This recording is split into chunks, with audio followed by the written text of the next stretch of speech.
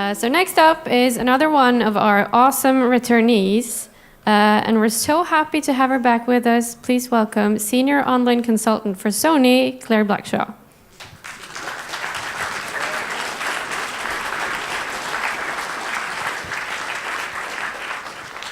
Hi, Konsoll. It's so great to be back. I was really looking forward to this, and I hope I can give you some cool tips. So this year's a bit different from last year. For those of you who don't know me, by the way, I'm Claire Blackshaw. I work at Sony. I work in a core technology team called OTG that we do mostly online tech. I work primarily with first party, but I'm fortunate enough that I get to work with some small indies as well. So what we're going to be talking about here is some techniques and tips.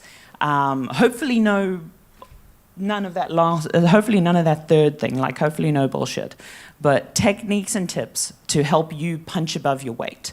So this is not about you going as an indie and outperforming those much bigger than you.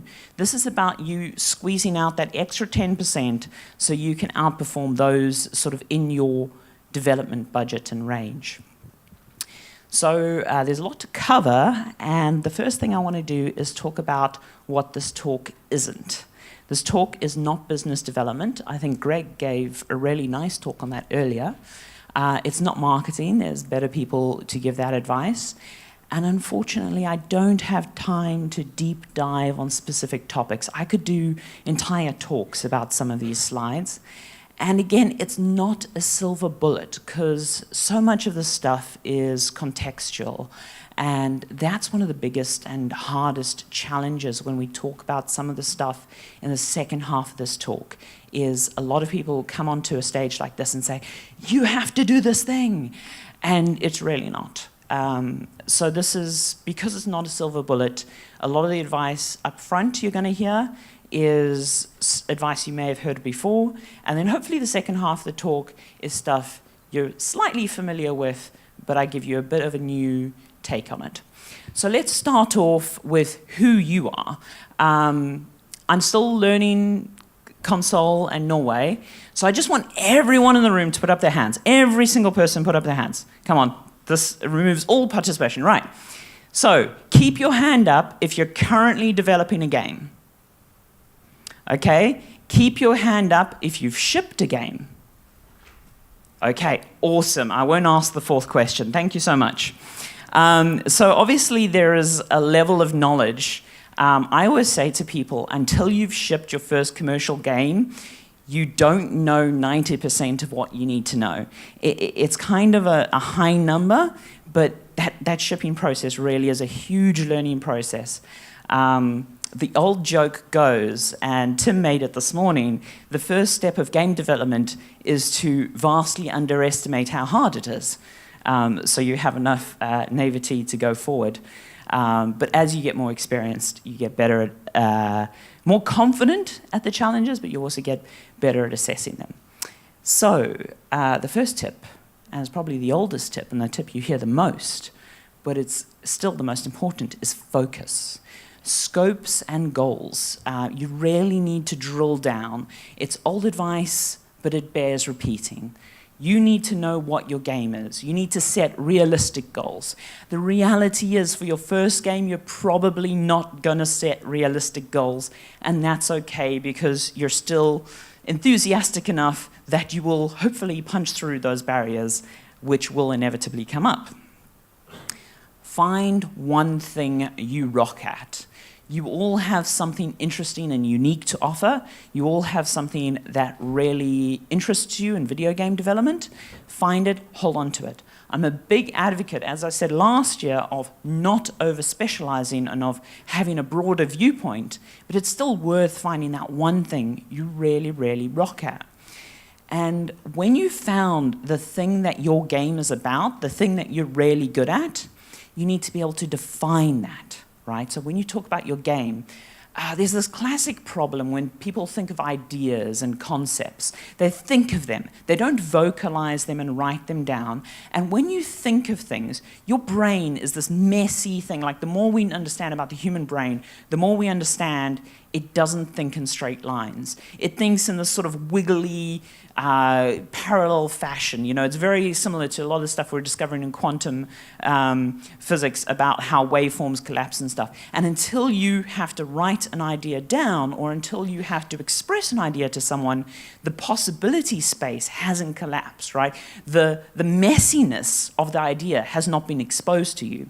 So it's a really core skill to be able to look at that concept and go, this is the concept, and I can communicate it to you. It's an old joke about, can you explain something to your grandmother? And if you can, then you understand it. And it's true. If you can teach someone something, if you can explain something to someone, then you actually really understand what that thing is about. And that's critical. So define and communicate. Visual target. Now, I am primarily a technical person. I entered the industry as a programmer, though I have done design as well. So it may be strange that the first bit of advice I give is artistic, but this is really vital. I cannot express, and I'm not going to call out any titles here, but I cannot express how often I see a title shipping, even on PlayStation, let alone Steam, where I look at the trailer and I just go, guys, that was weak. Because you do judge a book by its cover. And too many titles have a vision, again, that they haven't written down for what they want their game to look like. And it feeds into so many things.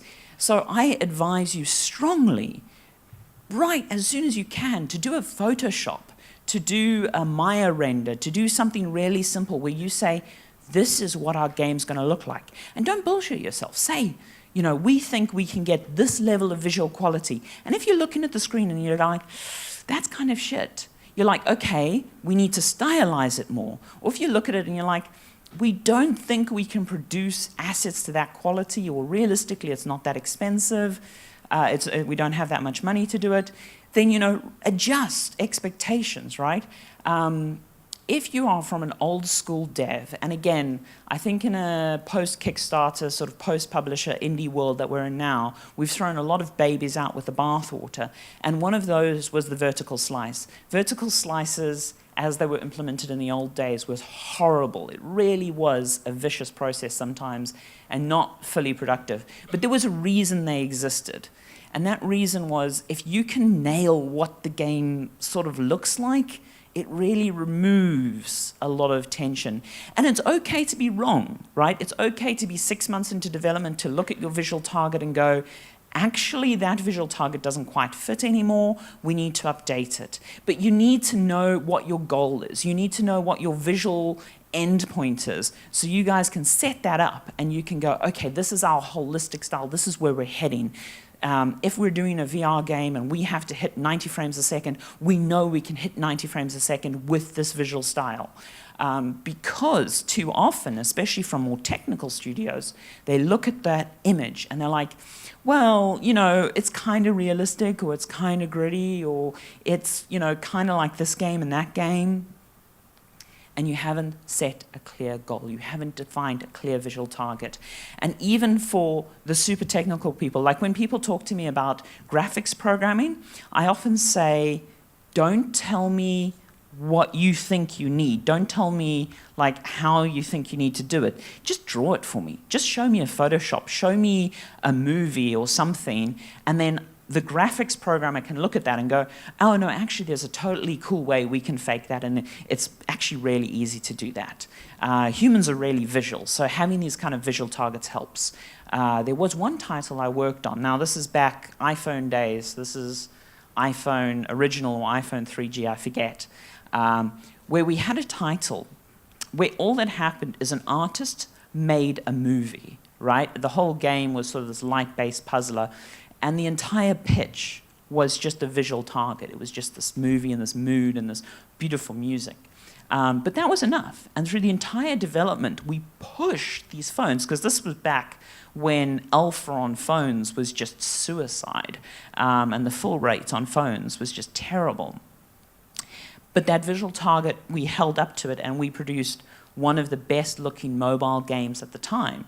Unfortunately, as I shared last year, that was isolated to a platform, and anyway. But it's important. Visual targets are really, really key. So the next thing to eliminate is technical risk, okay? This is about solving the unsolvable. Too often, people hand wave this stuff away. They go, it's a problem we know we can solve, we'll eventually solve it. No, you need to front load all this technical risk, right? You need to solve these problems as soon as you can, and if you can't solve them, you need to make decisions about how you're going to work around them. Because if you're building this foundation and you've left this block for your procedural content generation or for your renderer or whatever, and you're like, okay, we're building around it, it's 90% of there, it's 80% there. When you finally fill the hole, it doesn't fit perfectly, and all the blocks kind of don't really work, and you get a game that wasn't your vision, and it's horrible. Also, it's worth talking to consultants. My entire team basically came out of the fact of Sony going, online's kind of hard, guys. Most of our studios don't have a network programmer, or maybe have one network programmer. So what if we made a single department that was filled with top-level experts, and they did all our networking code? And that was like, yeah, that's a great idea. And that's what we did. And there was a bit of pushback, and stuff happened, and we readjusted as we found a happy middle ground. But I can happily say that every title that has gone through our department has never had trouble online. And a few titles that have had serious trouble. And then we've had to come in and rescue them. So there's that old story about this guy comes in because he has to fix a problem, and what he does after a day is he draws a chalk mark and he charges $50,000. And they're like, well, can you give me a line item? And he's like, well, it's $5 for the chalk mark, and the rest is for knowing where to put it. Experience is useful, and learning is expensive, right? If you have to solve these technical problems, like you want to do some cool AI or whatever, if you don't consult people early, if you don't look for solutions from established sources early and often, you're going to sort of go down this miasma. And if your ego or your particular path leads down this technical risk, and I've seen it. I've seen it happen on titles. Even in the last year, I've seen it. It causes serious problems. So you need to know what your technical choices are, and you need to know what your technical risk is, and you need to solve it as soon as possible. Okay, so this is the fun part. What can you offer, right? Because as we've established here in this room, we don't have AAA developers, right? We have smaller teams. So how can you really punch above your weight? So we're talking about risk, we're talking about visual risk, we're talking about technical risk. What it's all about is taking unique risks, right? So early days for Assassin's Creed. There's a whole thing that you may have heard of before in production. There's different methods for this, but one of the common ones is you have a foundation principle that you're building your game on. Then you have a few pillars, like 3 pillars, that you say, oh, in this game we're going to have a really compelling story, or we're going to have this piece of tech, or we're going to have this gameplay feature. And then you've got a goal at top where, you know, if all these bits come together, we're going to deliver on this high vision goal. It's one of many systems of expressing it. So one of the pillars, for instance, in Assassin's Creed was crowd tech. They were like, we think crowd technology is really important, and we think, because it's hard to remember now, but games were really empty. Like, very few games had crowds. And they're like, we think this is a unique thing we can do that can build a franchise. And long term, it's really paid out for them. But that's a kind of technical risk that you can take. But the difference between a larger studio and a small studio is you can't take on 3 risks. You can't have 3 pillars. You need that one unique risk that you can take on. And the best part is because you're independent, you can take on slightly different risks. You can take on risks that others might not consider. So over the next set of slides, I'm going to go through some concepts. And again, I'm just going to ask for some hand feedback, and we'll dive into different depths on those, depending on familiarity in the room. So procedural workflow. I am not talking about making a roguelike here. I'm not talking about making procedural content in your game. Artists, all the artists in the rooms, hands up. Come on, hands up, artist. Okay, keep your hands up if you currently use Substance Painter or SpeedTree. Okay, so we got some people, but mostly, that's great, but mostly no familiarity with it. Okay, Substance Painter and SpeedTree are just two examples of great products I urge you to look at, right? The upfront cost is, a couple of $1,000s or whatever, but realistically, in your art production budget, that's a drop in the ocean. And something like Substance Painter, so what Substance Painter is, it's a node-based system for you to define materials, right? So you can say, oh, I want kind of a brickwork material with a bit of wear and tear and a bit of pieces here. It's a very artist-friendly tool. It produces great results, a great level of variety cheaply, and also when it comes to the implementation of those materials, at runtime, it's often cheaper because how the whole workflow goes through to your shaders, you don't have to rely on high-resolution textures and stuff. There's all sorts of cool things you can do with Substance Painter, right? And SpeedTree, if you've seen a tree in a AAA game, I guarantee you there's a 99% chance they've used SpeedTree. It's pretty much become an industry standard. It's quite scary how ubiquitous it's become. And that will, again, let you define a few tree shapes, draw trees, and you can make an entire bloody forest. It's wonderful. There's loads of these tools out. There's another tool out there called Houdini, which people use in film and games.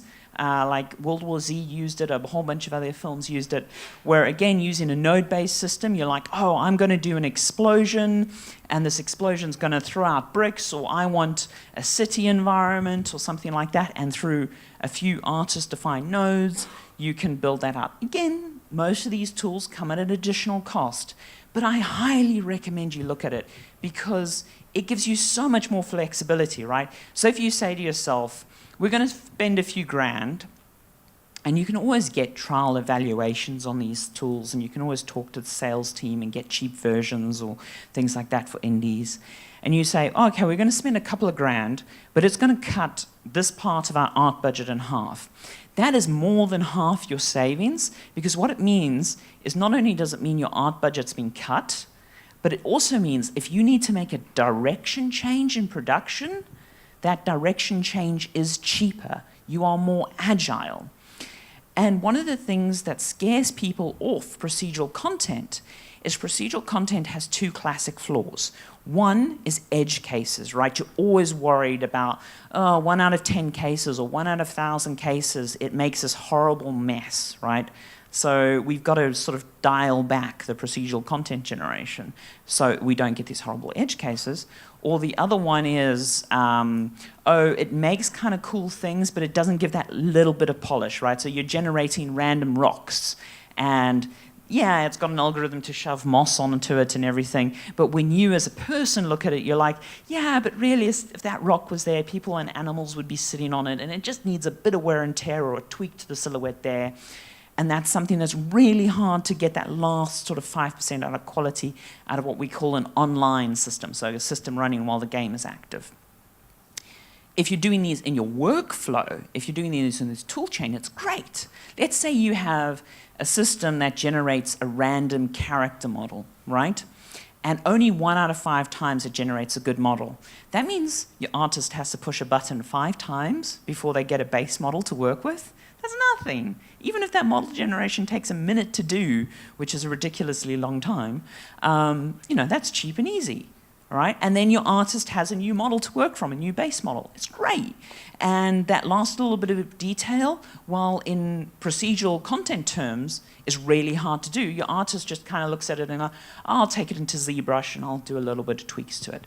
So it's much easier to do procedural content offline than it is online. And node-based PCG solutions are all over the place. If you look at the Unity Asset Store, if you look at Unreal, if you look at GitHub, there's tons of solutions. And a lot of these are single-use solutions. And it's fine, because if it's in your tool chain, you don't care if you have a script in Maya that all it does is generate a city block, or all it does is it generates an old wooden fence post, because that's all you need it to do. And your artist runs that script and bam, they've got a fence post or whatever. And writing this stuff for programmers, I encourage you to look at it. Later this month, Proc Jam happens, which is the procedural jam that happens once a year, which is super approachable, and it's a great way to sort of dip your toe into it. And on top of this, like there's a subreddit for procedural generation where they have a monthly contest where they're like, oh, this month we're going to see who can write the best jewelry generator or the best weapon generator or the best pirate map generator. And it's surprising how easy and how fun those single use case tasks are. And you'll probably find stuff on your game that you can do that really, really helps. So I'm a huge fan of procedural workflow, and I think this is an area that you're going to see develop more and more in the next 10 years. Online features. So online gives you a huge boost, right?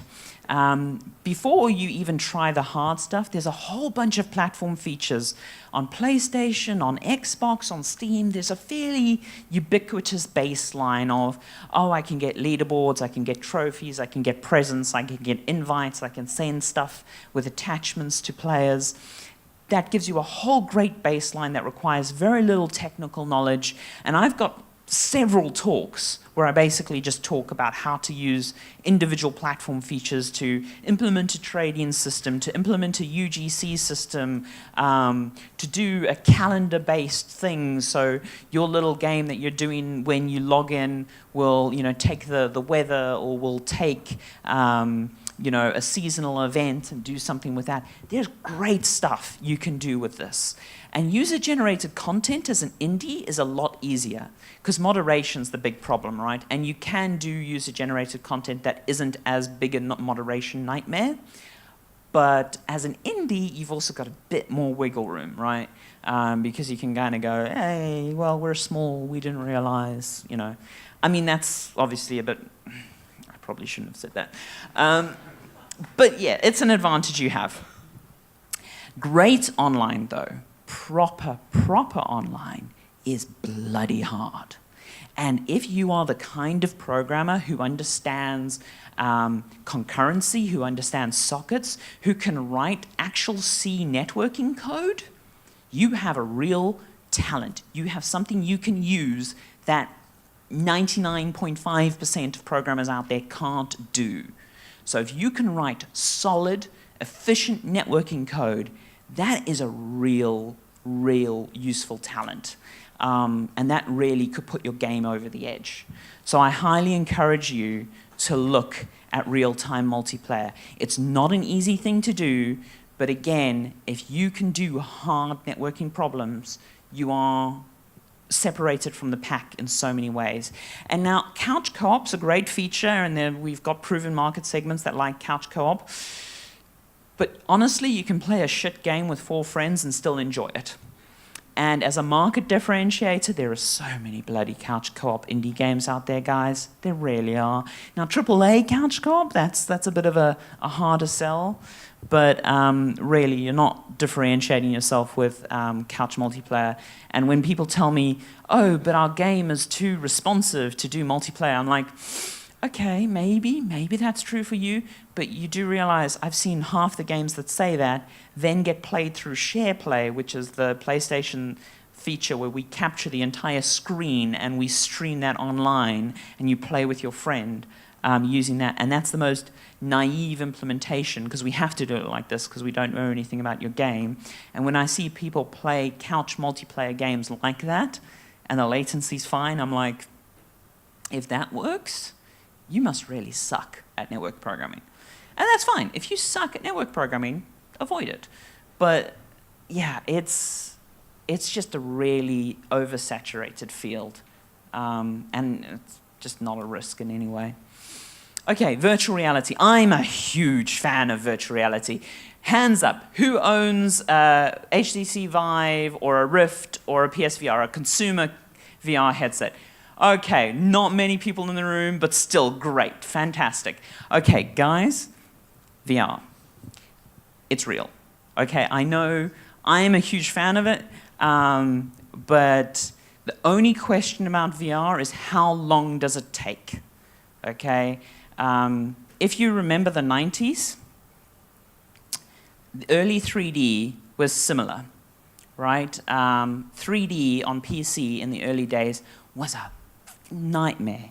Between glide drivers and did you have this graphics card, and it was messy. I remember vicious debates between Wolf 3D and Quake and Duke, because like Duke had gone down this road with sprites, and it looked better, frankly, at the time in many ways.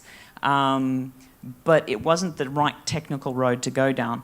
And just as 3D was sort of happening, FMV games were happening. We finally sort of got VGA graphics. And it was the same arguments that we're having now about reduced visual fidelity, because everyone was like, yeah, but 3D is such a step backwards. And you know what the dirty secret about VR is? The people who are pushing back on it are the established industry people. So you getting in early is actually a huge help, because the established industry people, they have an entire skill set established for non-VR. They have years of experience in non-VR. They have a really good pipeline for making these traditional games. They know what they're doing. So moving to VR for them is a huge freaking risk. If you're starting out, you can develop these different skills. You can get on the ground floor. Now, you've got to be realistic about it. The market is small, and the market is going to be small for the next year. But if you're starting to develop a VR game now and you're launching in, say, 18 months, you're launching into a pretty established market by then. And again, be realistic. You can get funding from Vive, you can get funding from Oculus, you can get funding from PlayStation. They're all sort of backing it. The other argument I hear from people sometimes is, oh, what if PlayStation drops support? And I'm like, okay, there's counter arguments I can give, but I can't give them as a Sony employee. But it's a no-brainer. VR is going to happen. And building a reputation and building those skills, this is a great risk to take if you're in the position to take it. It's very similar to the early 3D content days. And the amount of people deving in VR is still relatively small. And if you're a smaller developer, if you're a newer developer, this is a good risk to take. If you're an established developer, it's a harder one to dig into. And as I say, I caveat that whole thing with I'm a huge fan of VR, but I would say even the skeptics of VR mostly say their questions are mostly about when VR will arrive, not if VR will arrive. And I agree, AR is going to happen, but AR is going to happen through the route of VR. So that's an interesting challenge there, and I look forward to seeing how sort of the next 6 months evolve. But yeah, virtual reality is a good, unique risk to take. And even if you're not making a VR game, the other thing you're going to see is VR workflow, right? We've heard so many people mention tangentially in some earlier talks today, and me earlier in this talk, how important workflow is, how improving your workflow is really key. And VR has some great advantages for that. So hands up, how many of you have used Tilt Brush Medium or Dream? Well, Dreams is going to be small. Okay, again, a pretty small number. Okay, thank you. These are really interesting tools if you've used these. They really sort of change the entire flow of how you start working on content. There's all sorts of tool chains that will adapt to VR, but there's also new tool chains. So for instance, Unity and Unreal have already added support, and I cannot tell you how awesome it is. Even if you've got an old DK2, do this, right? Well, actually, no, you can't do it with the DK2 because you really want the tracking. You want either the touch controllers or the Vive controllers. But to literally get into Unity or Unreal and to kit bash a scene in VR, is super quick. And if you're a designer who's not like naturally good at environment art, you can do a bad kit bash really quickly. And if you're an experienced environment artist, you will really it'll change your entire workflow about developing a scene, about getting a sense of scale, about getting how a scene reads. An example of where VR workflows are happening, Star Wars and Lucasfilms, they're taking all their directors onto VR sets to look at the CG sets so they can get a scene of how those sets look. There's all sorts of great things that happen there. And the other big thing, as anyone who's ever worked in oils or chalk or sculpting clay will tell you that you lose when you move to digital, is analog expression. Now, tablet pens really helped us with that, where they brought in a lot more sort of analog feel and pressure sensitivity and tilt. That was really a game changer in digital art. But it's still fairly limited in its expression. Whereas when you go into VR, right, and the controllers we're using now are just sort of the first wave of controllers. They're already getting significantly better. When you're in the situation where you're moving your hands around and you're poking at things and you've got like soft, like you've got a trigger or you've got variable grip and you're actually modeling clay and you're getting in there and you're going, oh, I just kind of want this light just a little bit brighter, and you're getting a feel for it. Anyone who's developed tools and has changed something from just like a number entry to a slider knows the moment you have that analog feel in a tool, you get the human element into it. You get a sense of expression that you don't otherwise get. So VR workflow will be huge. Like today, we build 2D games using 3D engines. I predict even pixel art will eventually move into VR, simply because your pixel platform, you can actually have like your palettes here, and you can have your stuff here, and you can have your animation frames that you pull in. There's just so many advantages to a VR workflow.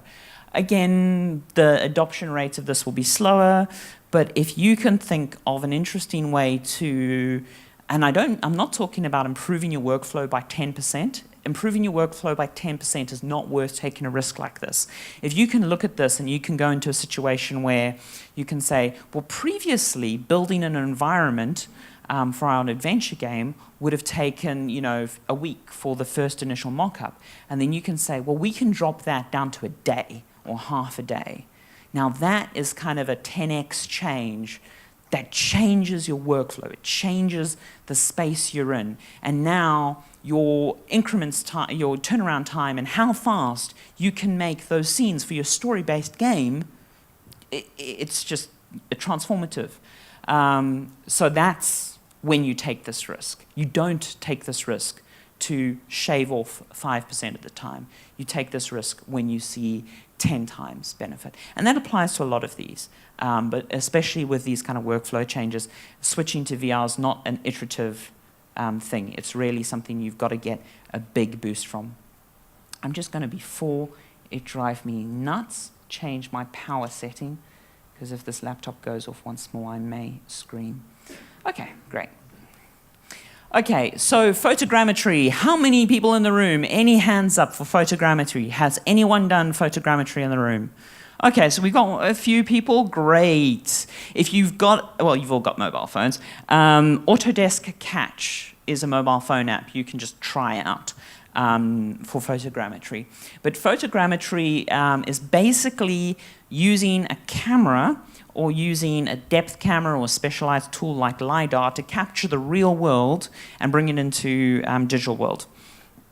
It's an area that has really blown up recently and has got so much better. And there's great open source tools for this. So even if you're working on quite a stylized game, you can like bring in, there's nothing on stage is a good example. That GoPro there with a little tripod, right? You can shove that in a light box on a little twirly disc thing. What are those things called? Wendy's? Yeah, anyway. Those twirly disc things in a light box, and you can point a camera at it. Doesn't need to be a special camera, right? A decent camera helps on a tripod. And you take a few pictures of it on different angles, and then you take a few more pictures. You shove that into open source software. There's a bit of processing time, and whammo, you get a model with really high-res. You get a model with a high-res point cloud. Now, the topology sucks, but bringing down the topology is kind of a solved problem. And so if you're in a situation where you need to capture a lot of real-life objects, or you need to just, if you've got a situation where you just know a really good clay sculptor, and you want to use a clay sculptor as sort of your generator for your base models, it's something you can look into. Again, it's something you need to evaluate. You need to look at how this fits into your project early to see if it's worth the effort. Because, again, photogrammetry is still sort of in the stage where it's a bit janky at times for model capture. But it can really be a lifesaver. And I was talking to one particular team, I shan't name, where they were looking at doing a lot of... they had a very heavy content load, and they were semi-realistic. And they were like, well, we thought about literally getting the IKEA catalog and getting a lot of these furniture store catalogs and just getting photogrammetry of those. And we were like, yeah, that actually kind of would solve your problem. And that's a real option they're looking at. And as I say, one of the really great things that's happened recently that empowers photogrammetry is in all our engines, we've been moving to a physically based lighting model. And physically based lighting models are a lot less fussy about the source materials. So it's a lot easier to bring in photogrammetry models into a physically based renderer than it is a traditional render. Also environments, there's some great 3D environments that have been captured by photogrammetry enthusiasts that are in the Creative Commons that you can use. Things like cathedrals and stuff that you can just use as a starting point that are really great to sort of dig out. And if you've got a drone or you have a friend with a drone, doing a drone flyby of like a monument or a place, like if you're doing a game about Norwegian folklore, and you grab yourself a decent drone, you can go out to all these great places that you have access to, fly a drone around, get some photography, run it through photogrammetry, wham! You have got a 2-scale reference point to start with, okay? You'll obviously want to reduce the topology, you'll obviously want to tweak it for your game, but that's already a whole basis to start with. You can get into a situation if you've got loads of Warhammer stuff, or if you've just got Lego and you want to block out a level, again, it's stuff you can look at. The important thing is embrace the risk, test it early, see if it's worth your time. Photogrammetry textures is super well established. There's amazing tools, things like Substance Painter and other tools supported as well, where you can literally go up to dress patterns and you can go up to like the texture on this couch. Actually, that's kind of shitty because it's very specular. And you can capture those and you can go, okay, great, we've got those, we can use those. And the workflow there is really well established. So photogrammetry is a really interesting way of bringing content in and challenging the content thing. Mocap. Who here has ever worked with a professional mocap studio? Okay, again, we've got a few people in the room, but most of you haven't got any mocap experience. Okay, one of the biggest pushbacks I hear about mocap is, oh my God, isn't it really expensive? Or don't I have to go to a professional studio? It has fallen in price dramatically recently, but the other thing to know is for full body capture, even with the highest end system, you still have what we call cleanup. Now, some of the services will bake cleanup into their contract, and I recommend you look for cleanup if you're dealing with someone. Because an artist has to go through and say, oh, well, you know, I was running across the stage, but then for a frame, I missed my marker, and my leg all of a sudden went, and it just looks wrong. So an artist has to go in and go, well, that frame, we need to fix it. That is with professional end software at the moment, so you need to take that into account. But again, the prices have come right down. Here's the cool part. Face capture no longer needs cleanup. And if you're using the infrared cameras they do now, face capture can can work past beards and glasses, which used to be a huge problem, and also hair and stuff, which put a lot of people off doing face capture. Like a lot of actors wouldn't do it because they knew they had to shave or whatever. And the rigs were super uncomfortable. So face capture has become a lot easier. But now here's the real kicker. Amateur mocap is possible now. It's really, really commercially possible. Webcam software, or rather just using a proper camera with a tripod or whatever, you can record people's motion and you can run it through open source software and you can get a pretty decent capture of someone doing the stuff that you want to do. And you'll have to do cleanup, but already it's a better source. Now, if you've got a pro animator, like a top-end animator with 10 years experience, they're going to produce a better animation than mocap can produce, or at least in my opinion, because they're artistic, but I'm also someone who prefers animation to real-life filming. So, again, that's a personal taste. But anyone with less than 10 years experience, anyone who's not top tier, mocap's going to give you a much better grounding because, again, you'll probably want to exaggerate some of the stuff. You'll probably want, if you're doing you're recording a thing where someone's jumping up and they're doing a sword strike, in your mocap, you would probably just sort of exaggerate the motion a bit, but it's a really solid base to work from. And if you're doing VO, and I'm sorry, if you're an indie game, why aren't you doing VO? Actors are really cheap. Like, it's a dirty secret, but they work for not very much. And you would be surprised at how good a performance you can get out of an entry-level actor. I'm not saying use your mate Dave. I'm saying go to an actual proper actor. They will give you a good performance. And if you're getting this VO performance, most VO studios will offer a face cam. They will offer an option where they record on the pedestal or they have a camera on the actor. And it's a really good reference point for the artists when they're looking at the mocap, when they're looking at the VO lines. But again, the web camera software is good enough now that you can just run it over and you can get a track. And you might need to do a bit of cleanup, but you can basically get a full face animation that goes with the VO lines. And how fantastic is that? And when people say to me things like, oh yeah, but what about data and what about size? And there's all sorts of things I hear. And I'm like, really, data doesn't matter. You're already streaming that audio. Streaming animation data is dead easy. It's a solved problem. Just literally have bespoke animation for your VO line. It's wonderful. It's great. The delivery will be so much more human. And that is something you as an indie can do. I highly recommend you look at it. Also, VR capture. If you've got a Vive, you can do your little da-da-da-da-da, I'm doing my little VR capture.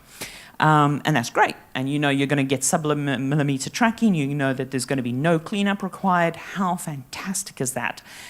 But it gets even better.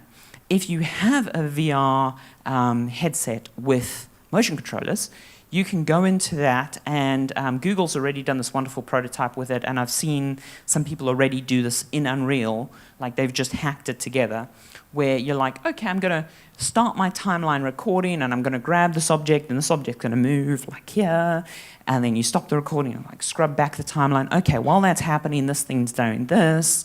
While that's happening, I'm just going to grab this controller here and adjust the lighting, because I'm going to flick the lighting. And there's so many ways with mocap you can do this kind of expression. Like, to talk about the flickering light, you could have a math algorithm that says the light's going to flicker, randomly every second, or it's going to flicker at this sort of pulse beat. Or you can grab a curve and you can make a curve for the light flickering. But what if you just set up an input recorder and, on the trigger of your gamepad, you just sort of flick the light with your finger? It sounds stupid, but it produces a more human expression. It captures a performance, and it's really not that hard to do. And all of a sudden, you have a more human performance, and people connect to that.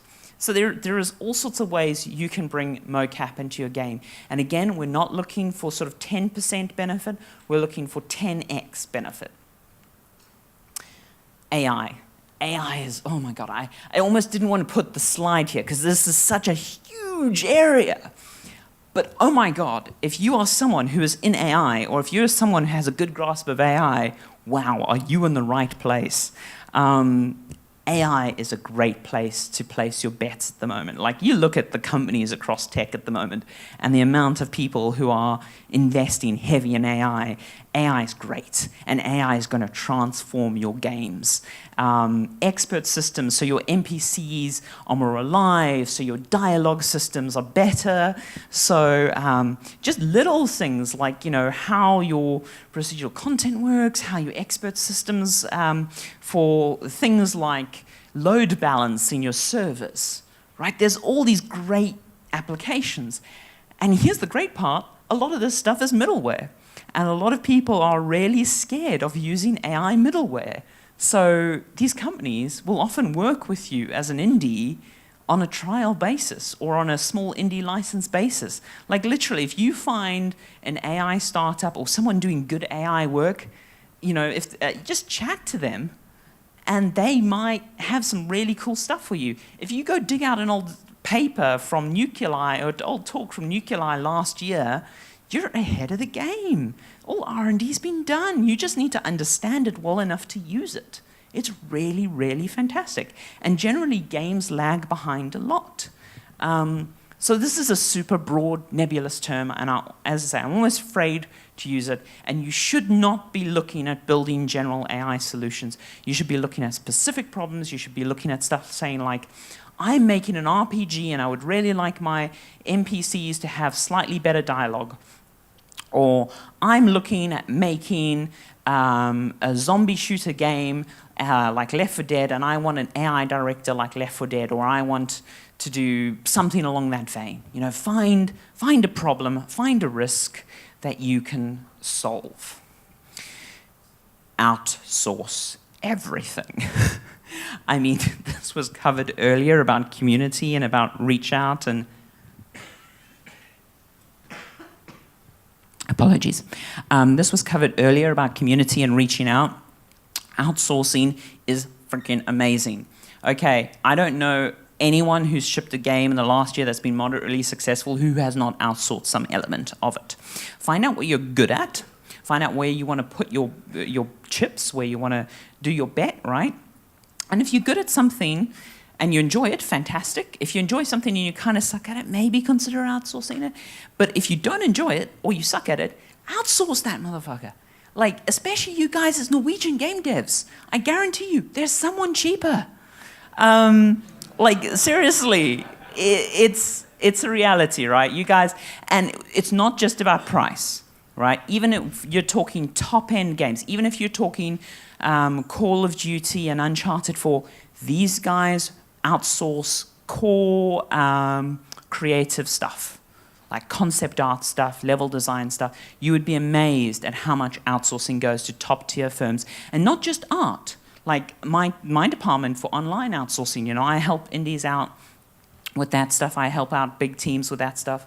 I know many sort of guns for hire programmers who basically come in and save projects, get their frame rates up and solve hard technical problems. There is no shame in looking for outsourcing. Outsourcing is a key component, and it will make your game better, and it never hurts to get a quote. Just get a quote. I will say outsourcing is a skill. It's worth reading up on it before you do it, but it's a no-brainer. It really is a no-brainer. So let's all bring this around to where we started. You're all passionate people. You all have this thing you want to build. And some of you may be thinking, I'm not a AAA studio. I see so many people who are really good at making games. What do I have to offer? There's all these imposter syndrome. There's all this doubt about what can you do. There's the saying about everyone has one book in them. You are, the one thing you can offer is you.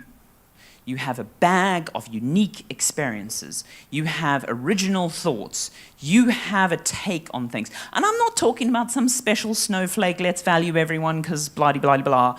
I just mean that in some weird way, you're fucked up like no one else is. And you need to find that. And you need to embrace that, and you need to do one thing perfectly on every creative project you do. Doesn't matter if you're doing it solo, doesn't matter if you're doing it as a team. You need to find that one thing that you want to take a risk on, and you just bet all your chips on that, right? Because that is really the secret to how you punch above your weight. A featherweight is not going to knock out this big towering bulk, right? But if you're in a match and you can just avoid those hits and you can land that one good hit, well, it's the best chance you have. So questions?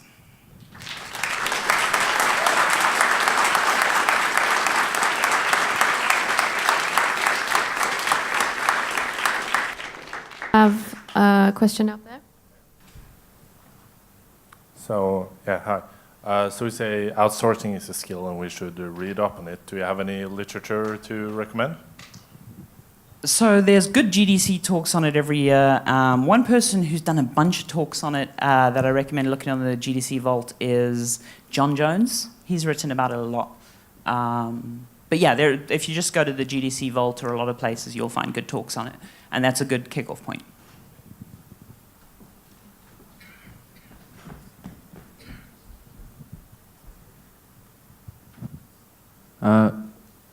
I guess most of the bigger companies have like something in-house for it, but I would assume there's enough like firms based on being on people outsourcing the actual outsourcing, isn't there? Or I would assume it. So you can hire someone who's an outsourced manager. That's a job role that exists. In a larger project, you will have like people on the art team or people in particular production roles who all they do is manage outsources. But that's largely because of the scale of their outsourcing. I think the hardest part with outsourcing is it comes down to my first point about you need to focus and you need to be able to write down what's important and you need to be able to communicate. And if you are outsourcing cheaply to different cultures, you need to be able to communicate across cross-cultural boundaries, which sometimes can be tough. But it's a solvable problem. It's totally a solvable problem because let's face it, a wooden crate's a wooden crate. Anyone else?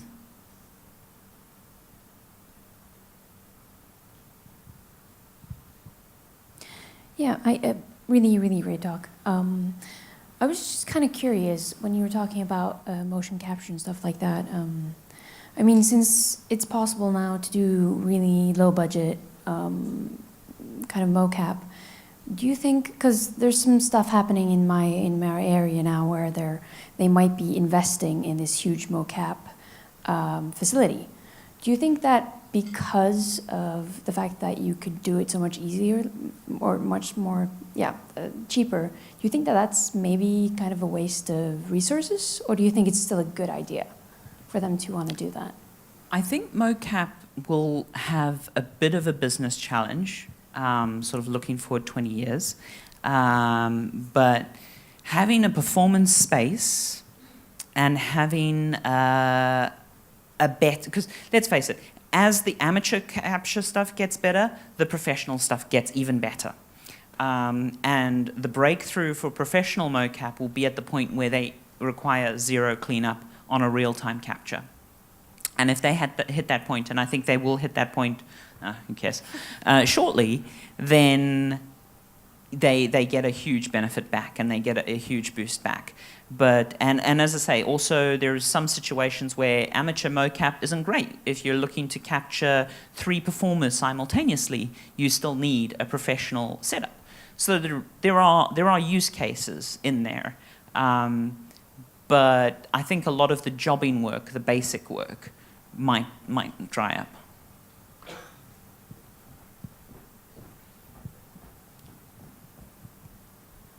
Hello, thank you for the talk. You had a lot of hints and tips and hacks for 3D games. Do you have anything for 2D?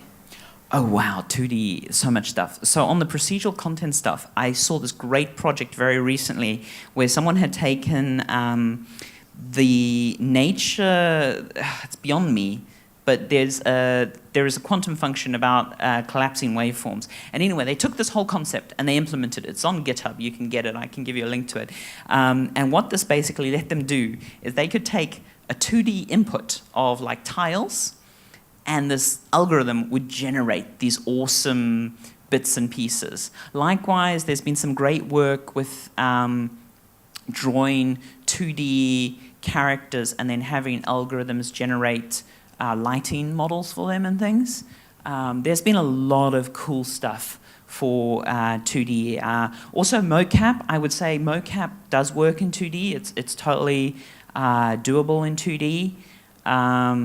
And also, as I say, we move to 4K rendering. Look at sign distance fields that we use for fonts. And if you have a slightly vectorized art style, like a toony art style, SDF will give you really awesome results at 4K for 2D. So that's really worth looking into. Anyone else? Okay, if there are no more questions, then I think we're just going to stop there. Thank you, Claire.